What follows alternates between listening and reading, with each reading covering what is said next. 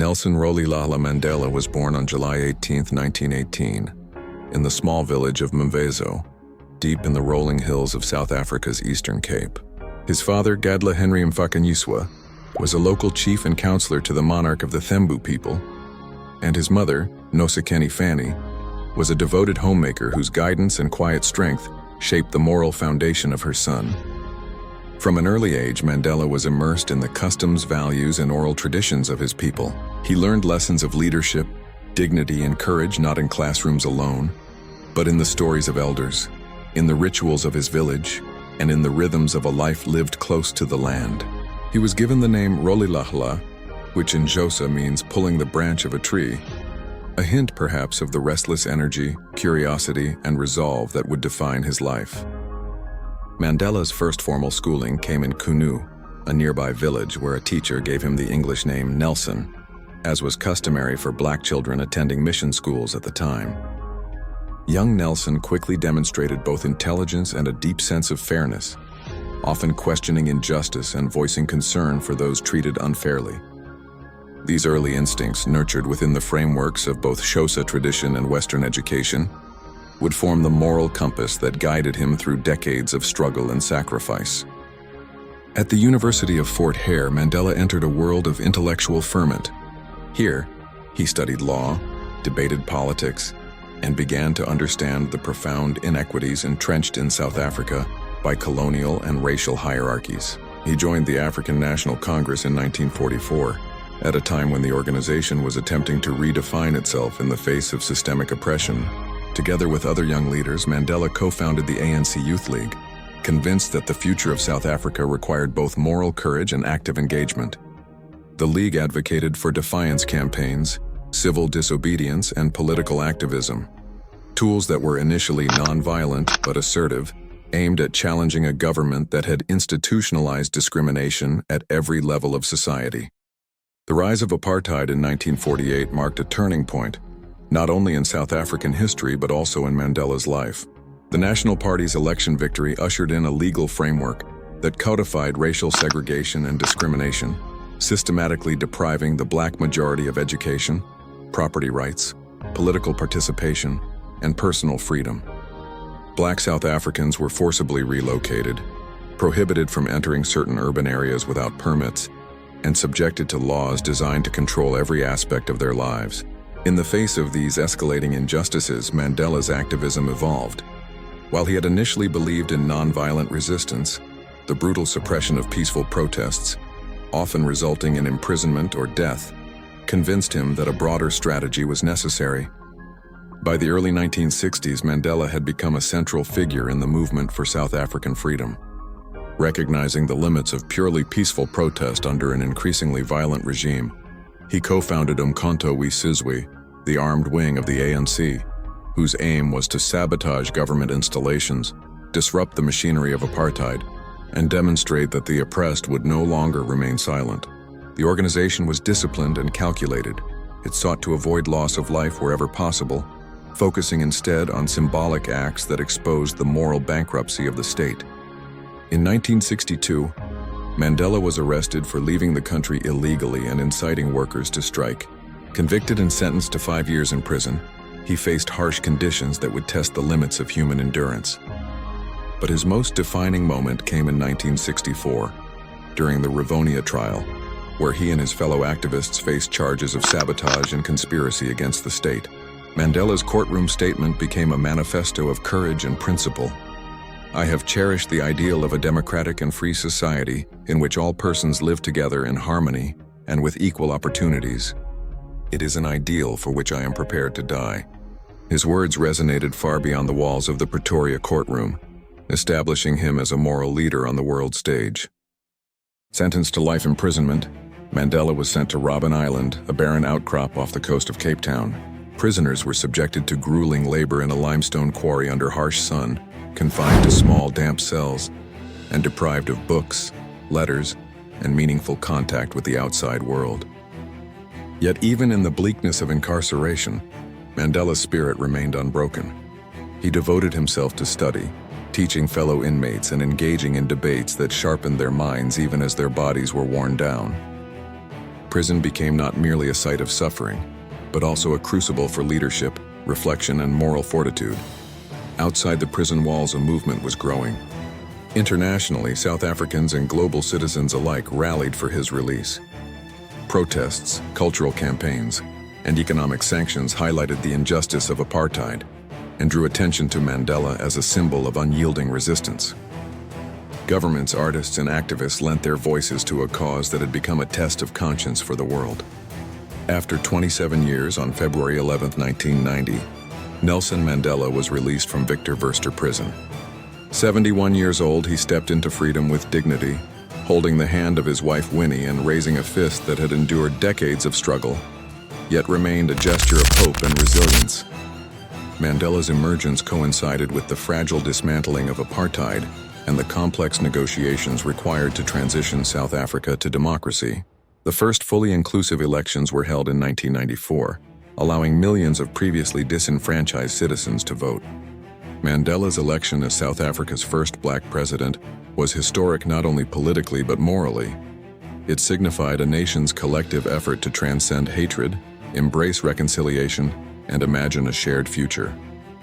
His presidency was marked by deliberate and courageous decisions to unify a country divided by decades of institutionalized oppression.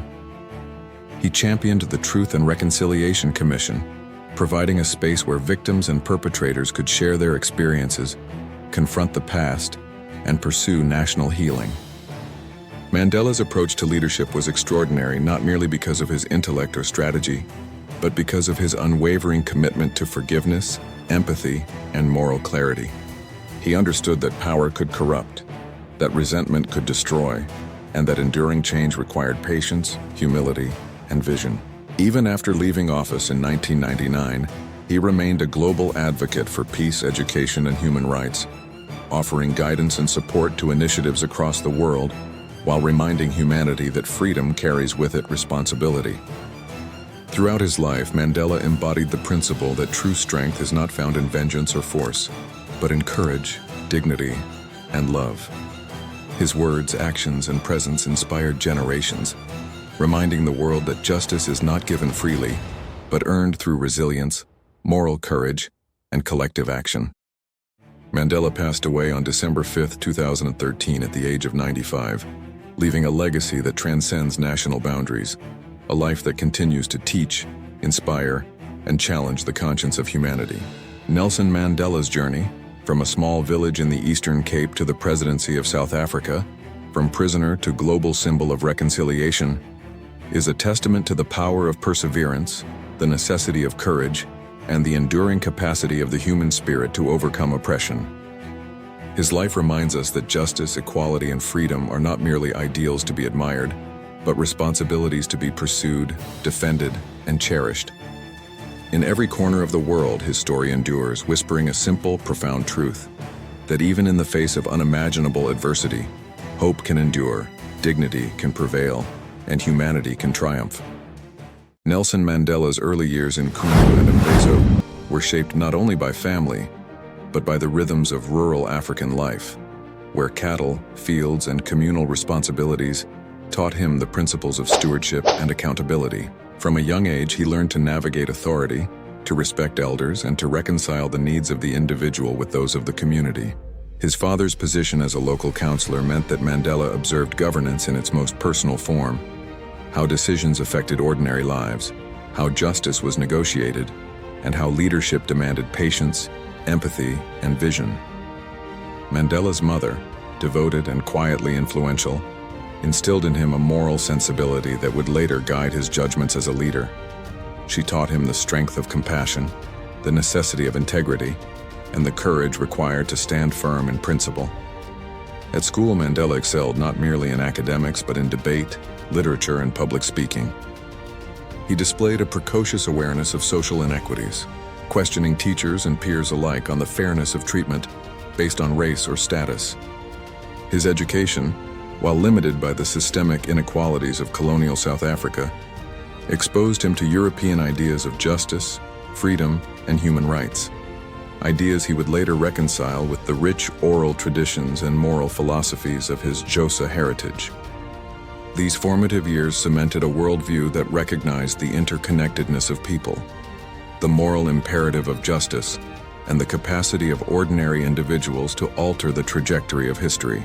At Fort Hare University, Mandela's intellectual and political awakening accelerated. Surrounded by fellow students equally committed to social change, he became aware of both the opportunities and dangers of activism under a repressive regime. Student societies, debates, and political discussions honed his rhetorical skills, sharpened his analytical abilities, and exposed him to the strategic complexities of political struggle. Mandela's early activism was idealistic but grounded. He learned that principles alone were insufficient, that leadership demanded strategic thinking, and that courage must be accompanied by discipline, foresight, and resilience.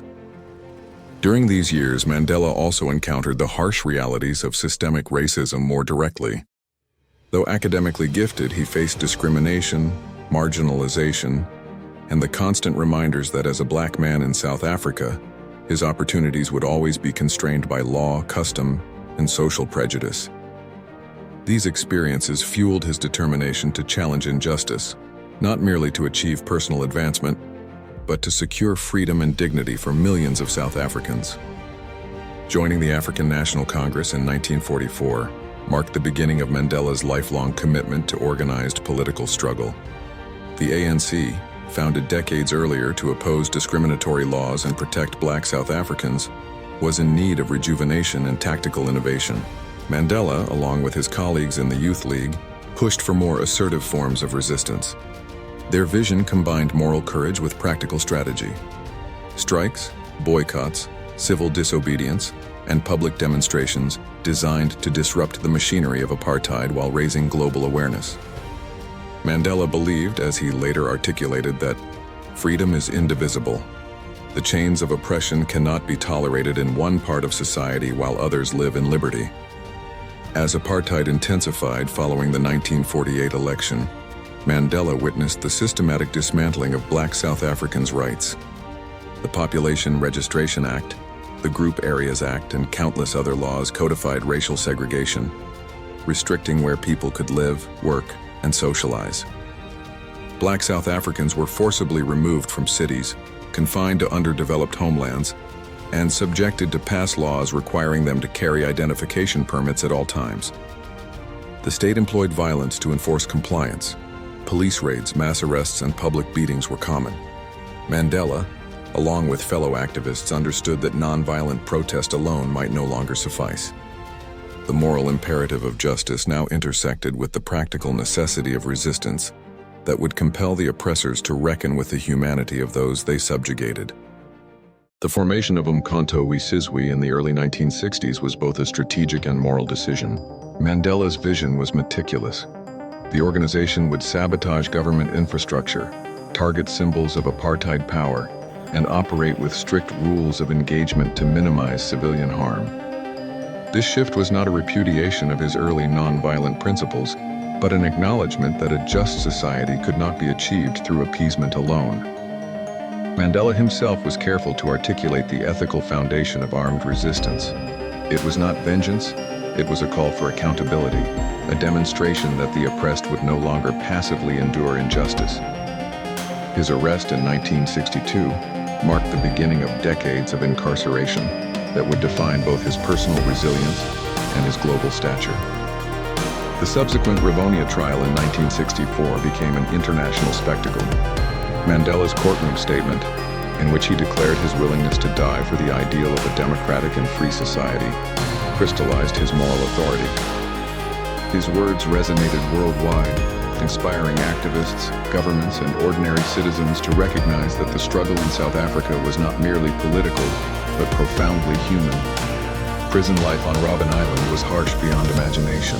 Mandela and his fellow inmates endured long hours of manual labor, minimal rations, inadequate clothing, and isolation from the outside world. Yet within these constraints, Mandela cultivated intellectual rigor, teaching fellow prisoners history, law, and political theory, fostering a culture of learning and solidarity.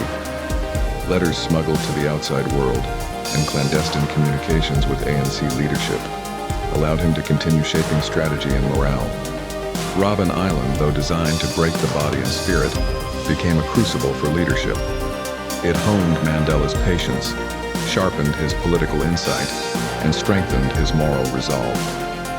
Outside prison, the global anti-apartheid movement gathered momentum. Demonstrations erupted in cities from London to New York. Economic sanctions targeted the South African state, and cultural campaigns, from songs to theater, amplified Mandela's message. Though isolated, he became a living symbol of resistance, a reminder that justice could not be indefinitely suppressed. The moral force of his imprisonment shifted international opinion, framing the struggle in South Africa not as a regional issue, but as a universal test of human rights and dignity. Mandela's release in 1990, after 27 years of imprisonment, was a moment of profound historical significance. The world watched as he emerged into freedom at the age of 71, his composure and dignity intact. The image of Mandela raising his fist, a gesture of triumph, hope, and resilience, became iconic, signaling not only his personal liberation, but the potential for an entire nation to confront injustice and chart a new path. Negotiations to dismantle apartheid were complex and fraught with tension. Mandela navigated these challenges with a combination of pragmatism and moral authority.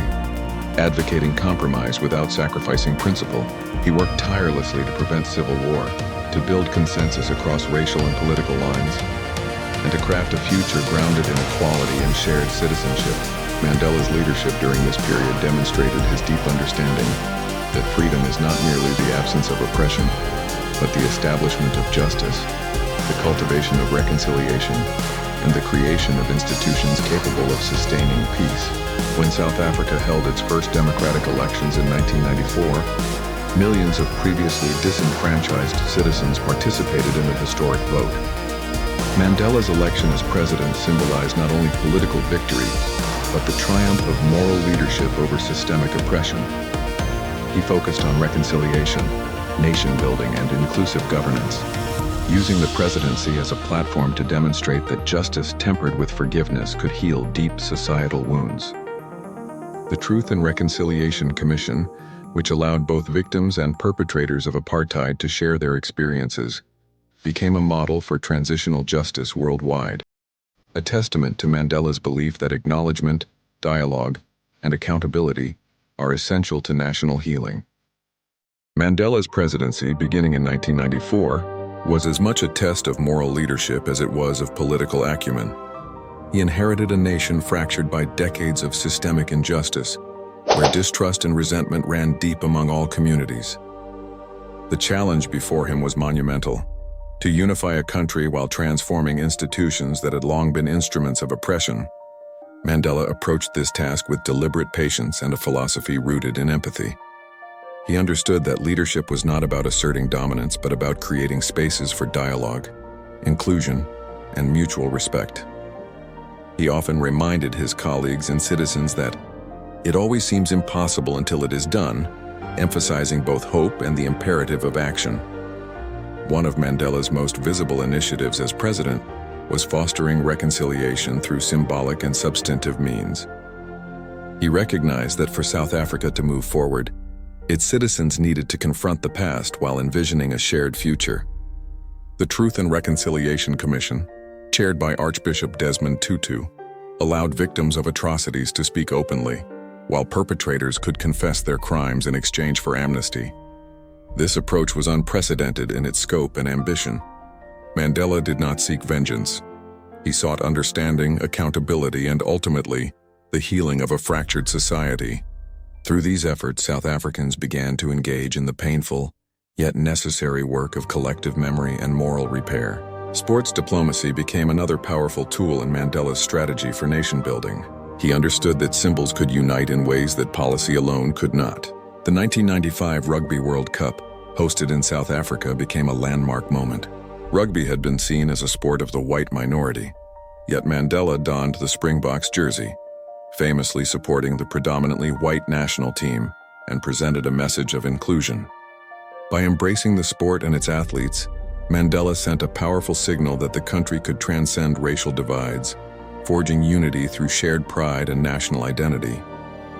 This act, simple in appearance but profound in impact, demonstrated his skill in using both politics and symbolism to inspire a nation. Mandela's administration also faced the difficult realities of economic inequality, systemic poverty, and the lingering effects of apartheid-era policies. His government implemented programs to expand access to education, healthcare, and housing, aiming to provide the foundations of opportunity for historically marginalized populations.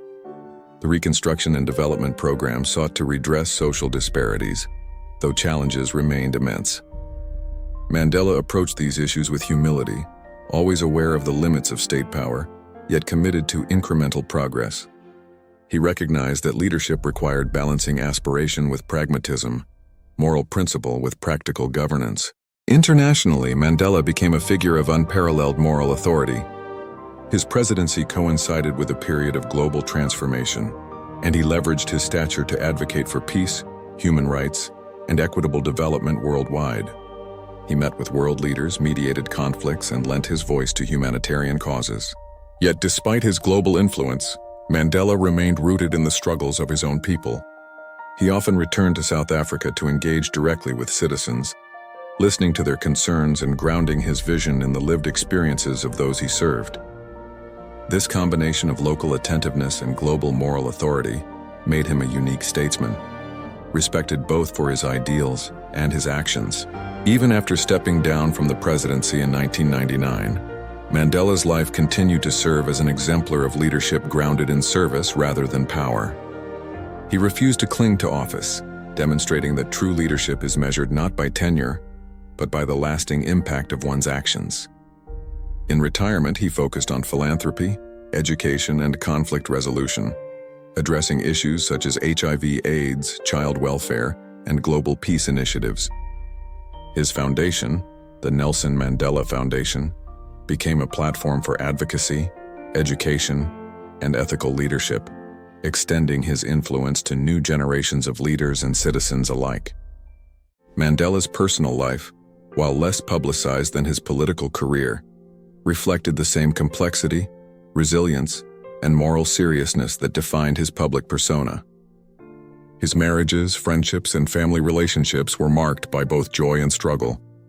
He faced personal trials, including periods of separation and public scrutiny, yet maintained a commitment to his values, balancing personal imperfection with an enduring sense of responsibility.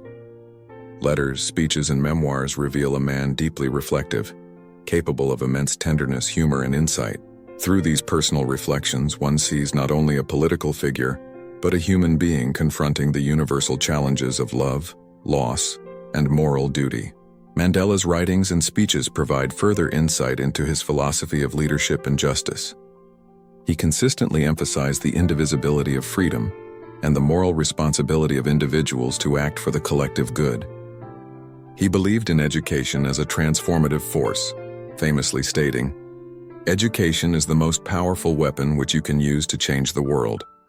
He spoke frequently of courage, humility, and forgiveness, framing these qualities not as abstract ideals, but as practical tools for achieving justice and sustaining social cohesion.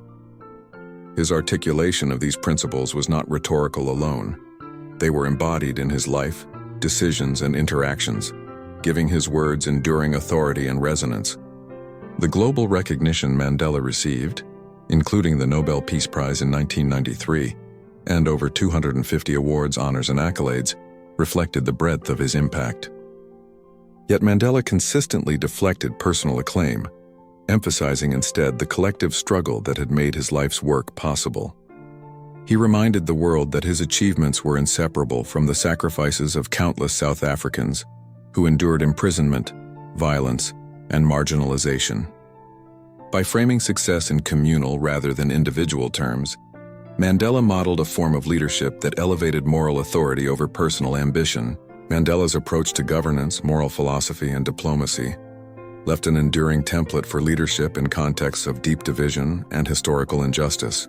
He demonstrated that reconciliation is not weakness, that compromise can coexist with principle, and that courage includes the capacity to forgive. His life illustrates the intricate balance between strategy and morality, between immediate action and long-term vision, and between personal sacrifice and public service.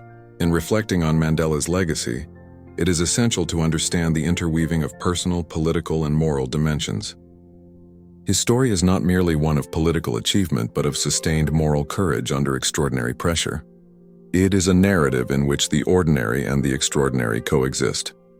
A rural boy learning from his elders, a young lawyer navigating systemic injustice, a prisoner cultivating intellectual and ethical leadership, and ultimately, a president transforming a nation. Each stage of his life contributes to a coherent vision of humanity, capable of resilience, compassion, and principled action. Mandela's passing on December 5, 2013, at the age of 95, marked the conclusion of an era, yet the influence of his life continues to reverberate across continents. Citizens, leaders, and students study his life not merely to admire his accomplishments, but to learn how moral courage, patience, and ethical leadership can shape history. In classrooms, boardrooms, and communities around the world, Mandela's example challenges individuals to act with integrity, to prioritize justice over expedience, and to recognize the interconnectedness of all human beings. During his 27 years of imprisonment, Mandela's inner life became a repository of reflection, learning, and moral experimentation. Robben Island was more than a place of punishment. It was a school of endurance, ethics, and leadership. Prisoners rose before dawn to begin grueling labor in limestone quarries, their hands blistered, their backs bent, their lungs filled with dust. Yet Mandela sought to transform suffering into purpose. He organized informal classes teaching history, politics, and law to fellow inmates. He encouraged debate and dialogue, knowing that intellectual freedom could not be imprisoned even when the body was confined. In letters smuggled to his lawyers and colleagues, he often reflected on the paradox of imprisonment, that it could both isolate and elevate the mind, refining both character and conviction. Mandela's relationships with fellow prisoners were central to this moral and intellectual growth. He formed bonds with men from diverse ethnic, cultural, and political backgrounds, each carrying their own stories of sacrifice and resilience. These relationships were exercises in negotiation, empathy, and leadership. Mandela insisted on fairness in the distribution of chores, representation in decision-making, and respect for the dignity of each individual, regardless of status or influence. In these small, often overlooked acts, he practiced the reconciliation and inclusion that would later define his presidency. The letters and writings Mandela composed during his imprisonment provide profound insight into his philosophy. He frequently reflected on the nature of freedom, writing that, "For to be free is not merely to cast off one's chains, but to live in a way that respects and enhances the freedom of others." His meditations reveal a thinker who understood that personal liberation is inseparable from social responsibility, that moral courage demands both sacrifice and reflection, and that justice is a daily practice rather than a distant ideal. These reflections were not abstract. They informed the strategies he pursued upon release, the decisions he made as president, and the moral framework he shared with the world. Mandela's release in 1990 was a moment both personal and profoundly political. Emerging from decades of confinement, he carried not resentment but measured resolve. His speeches from this period emphasized reconciliation over retaliation, unity over division. He famously addressed a nation rife with tension and fear, declaring that the oppressed and the oppressor must walk together to build a new society. These words encapsulated the essence of his leadership, a belief that moral authority is sustained through empathy, patience, and courage, and that true change requires the participation of all citizens. The negotiations that followed Mandela's release were delicate, intense, and at times perilous.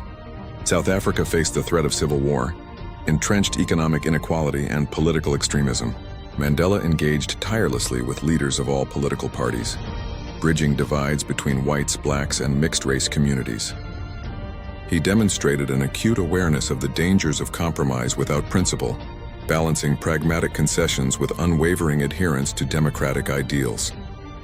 Through these negotiations, he cultivated both trust and accountability, illustrating that leadership in transitional societies requires vision tempered by patience, firmness, and moral clarity.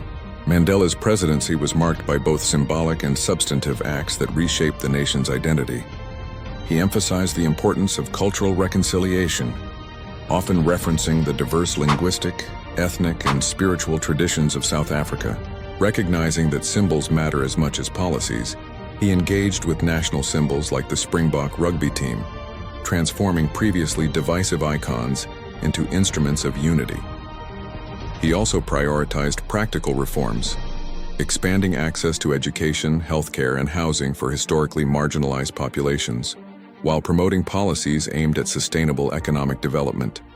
These initiatives, though challenging to implement in a society burdened by decades of systemic inequality, reflected Mandela's commitment to justice as a holistic principle, encompassing both opportunity and dignity. Mandela's global influence extended far beyond South Africa. He traveled extensively, speaking on issues of human rights, economic development, and peace. He met with world leaders, addressed the United Nations, and lent his moral authority to crises across Africa and the globe. Yet even as he became a figure of international prominence, Mandela remained rooted in the struggles of his own people. He returned frequently to South Africa, listening to citizens, visiting communities, and ensuring that his advocacy abroad did not distance him from the realities at home. This dual focus, local attentiveness combined with global moral authority, distinguished Mandela from other leaders, demonstrating a rare synthesis of empathy, principle, and strategic vision. His personal life, though often overshadowed by his political achievements, reveals the complexities of human endurance. Mandela endured long periods of separation from his family, particularly during his imprisonment. Yet he maintained relationships through letters, occasional visits, and moral guidance, demonstrating his capacity for sustaining connection despite extreme adversity. His marriages, while subject to public scrutiny and personal strain, illustrate the human dimensions of sacrifice, resilience, and moral responsibility. Mandela's life reminds us that leadership is inseparable from humanity, that even the greatest figures confront love, loss, and personal imperfection. The philosophical threads running through Mandela's speeches, writings, and actions form a coherent vision of ethical leadership. He consistently emphasized the indivisibility of freedom and the interdependence of human communities. He championed education as transformative, declaring that education is the most powerful weapon which you can use to change the world. He stressed the importance of forgiveness, courage, and humility, not as abstract ideals but as practical instruments for sustaining social cohesion, resolving conflict, and building institutions capable of supporting justice. These principles informed his policies, guided his negotiations, and shaped the global perception of his leadership. Mandela's international recognition, including the Nobel Peace Prize in 1993, reflected the universal resonance of his moral and political vision. Yet he consistently redirected praise from himself to the collective struggle, emphasizing the sacrifices of countless South Africans who endured imprisonment, exile, and oppression. By framing his achievements as inseparable from the broader movement for justice, Mandela modeled a form of leadership that prioritized moral authority and societal transformation over personal acclaim. As Mandela aged, his influence continued to grow. Even after leaving the presidency in 1999, he remained a touchstone for ethical leadership, serving as a mediator in conflicts, a mentor to new leaders, and an advocate for social justice. His foundation, the Nelson Mandela Foundation, became an institutional platform for promoting civic engagement, education, and human rights. Through his continued activism, Mandela exemplified the notion that moral responsibility does not end with political office, but persists across the span of a lifetime. Mandela's death on December 5, 2013, at the age of 95, marked the conclusion of a life unparalleled in its moral and political significance. Yet his influence endures. Across the globe, citizens, students, and leaders study his life not only to admire his accomplishments, but to learn how moral courage, patience, and ethical leadership can shape history. Mandela's life teaches that freedom is inseparable from responsibility, that justice requires vigilance, and that reconciliation is an active, ongoing process. Through every phase of his life, from the hills of the Eastern Cape to the prisons of Robben Island, from negotiation tables to the presidency, and into his global humanitarian work, Mandela exemplified a consistent vision. that humanity is capable of resilience, courage, and ethical action even in the face of overwhelming adversity. His story is a testament to the power of principled leadership, the necessity of moral courage, and the enduring human capacity to overcome injustice, transform societies, and inspire generations. During his decades on Robben Island, Mandela's daily life was a study in resilience, discipline, and quiet resistance. Prisoners were woken before dawn, often by the sound of the guards' whistles cutting across the cold, windswept quarry. They labored for hours in the blinding sun, chiseling limestone with rudimentary tools. Blisters, exhaustion, and hunger were constants, yet Mandela treated each day as an opportunity to cultivate the mind and spirit. He organized classes on history, politics, and law, engaging fellow inmates in discussions about philosophy, ethics, and strategy. He encouraged debate, reflection, and the exchange of ideas, understanding that intellectual liberation was inseparable from political freedom. Within the prison, Mandela's leadership style began to crystallize. He insisted on fairness, equity, and accountability among the prisoners, mediating disputes and fostering solidarity across ethnic and political lines. Small acts, ensuring equitable distribution of rations, defending the rights of weaker prisoners, negotiating humane treatment with guards, became lessons in moral courage. Mandela recognized that leadership was not simply about commanding obedience, but about cultivating trust, respect, and shared responsibility. The relationships he forged in prison would endure for decades, forming the basis of a network of collaboration, counsel, and mutual support that extended beyond the walls of confinement. Mandela's writings during imprisonment offer profound insight into his inner life. In letters smuggled to his lawyers and to the ANC leadership, he reflected on the nature of justice, freedom, and human dignity. He understood that personal suffering could be transformed into moral and political strength. He wrote that, "I have walked that long road to freedom. I have tried not to falter. I have made missteps along the way. But I have learned that to be free is not merely to cast off one's chains, but to live in a way that respects and enhances the freedom of others." This philosophy guided not only his own conduct, but also the strategies he later employed as a negotiator and president. The psychological dimension of Mandela's imprisonment was equally profound. Isolation, uncertainty, and the constant presence of danger required extraordinary mental discipline. Mandela developed routines for study, meditation, and reflection. He recorded observations about human behavior, social structures, and political tactics, creating a mental archive of knowledge that would inform his leadership in later years. Letters and memoirs reveal his capacity for empathy even toward those who enforced apartheid. He understood that humanity exists on a spectrum and that reconciliation requires recognizing the complexity of human motivations. Upon his release in February 1990, Mandela faced a nation on the brink. South Africa was deeply divided. Violence between political factions threatened to erupt into civil war. The economy was strained, and decades of systemic inequality left millions in poverty. Mandela's challenge was immense, yet he met it with the same combination of moral authority and strategic insight that had sustained him in prison. In public addresses, he emphasized unity, patience, and forgiveness.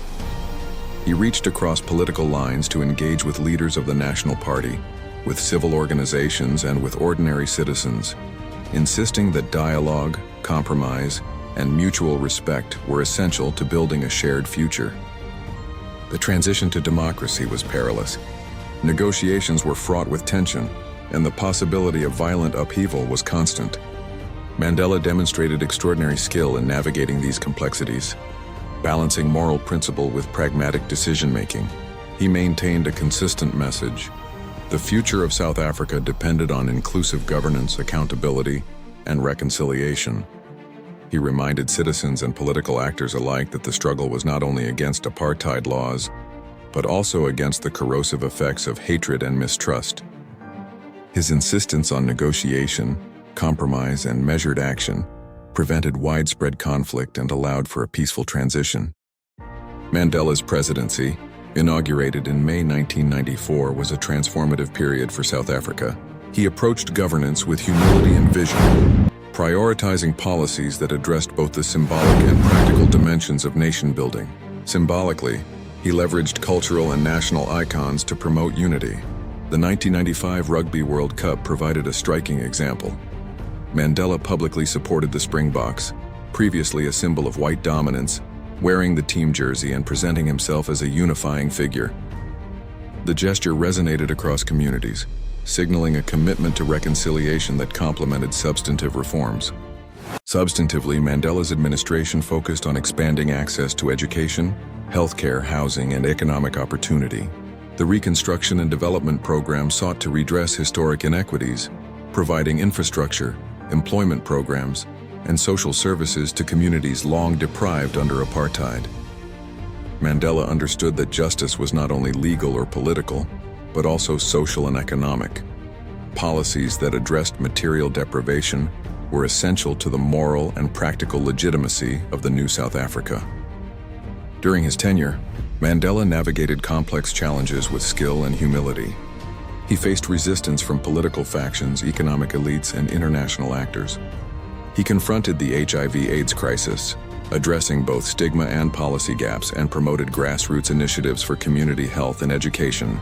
His leadership was marked by transparency, ethical accountability, and a consistent emphasis on inclusivity. Mandela's ability to balance idealism with pragmatism, compassion with firmness, set a benchmark for ethical governance in contexts of deep societal division. Internationally, Mandela's influence extended far beyond his own country. He became a symbol of moral authority, traveling extensively to advocate for peace, human rights, and development. He met with world leaders, mediated conflicts in Africa, and spoke frequently about the responsibilities of leadership and the universality of human dignity. Yet he remained rooted in South Africa's challenges, returning regularly to engage with communities, address grievances, and ensure that international recognition did not distance him from local realities. This dual approach and global influence anchored in domestic responsibility became a hallmark of his leadership. Mandela's personal reflections reveal a man deeply conscious of his own limitations, struggles, and humanity. He endured the complexities of personal relationships, the strains of prolonged absence from family, and the burdens of public expectation. Yet he approached these challenges with humility, patience, and self-examination. Letters, diaries, and memoirs illustrate a capacity for introspection, humor, and empathy. Mandela recognized that ethical leadership is inseparable from personal integrity, and that the cultivation of character is as essential as the exercise of political power. Even after leaving the presidency in 1999, Mandela's influence continued to shape global discourse on justice and reconciliation. Through the Nelson Mandela Foundation, he promoted civic engagement, education, and human rights advocacy. He engaged in peace initiatives, conflict mediation, and public speaking, offering both counsel and inspiration to leaders and citizens worldwide. Mandela's post-presidency years exemplified the principle that moral authority extends beyond office, and that leadership is defined not by position, but by sustained commitment to justice, integrity, and service. Mandela's death on December 5, 2013, at the age of 95, marked the end of an era, yet his life continues to inspire. Globally, his story is taught as a case study in resilience, moral courage, and ethical leadership. His philosophy, that freedom is inseparable from responsibility, and that reconciliation requires both courage and humility, continues to influence policymakers, activists, and ordinary citizens. Across continents, communities honor his legacy not merely through commemoration, but by applying the principles he embodied: empathy, patience, forgiveness, and principled action.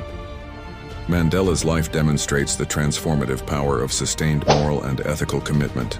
From the rural villages of the Eastern Cape to the halls of power in Pretoria, from the isolation of Robben Island to global recognition as a moral authority, he consistently exemplified the integration of principle and practice. His story illustrates that leadership is not defined by titles, wealth, or coercion, but by the capacity to inspire, the courage to endure, and the commitment to uphold justice in the face of adversity. The enduring significance of Mandela's life lies not only in his political achievements, but in his embodiment of human dignity, resilience, and ethical responsibility. His story reminds us that societal transformation requires both courage and moral imagination, that justice and reconciliation are processes rather than events, and that the pursuit of equality demands both sacrifice and reflection. Mandela's life stands as a testament to the capacity of human beings to rise above oppression, to cultivate empathy and wisdom, and to leave a legacy that transcends generations.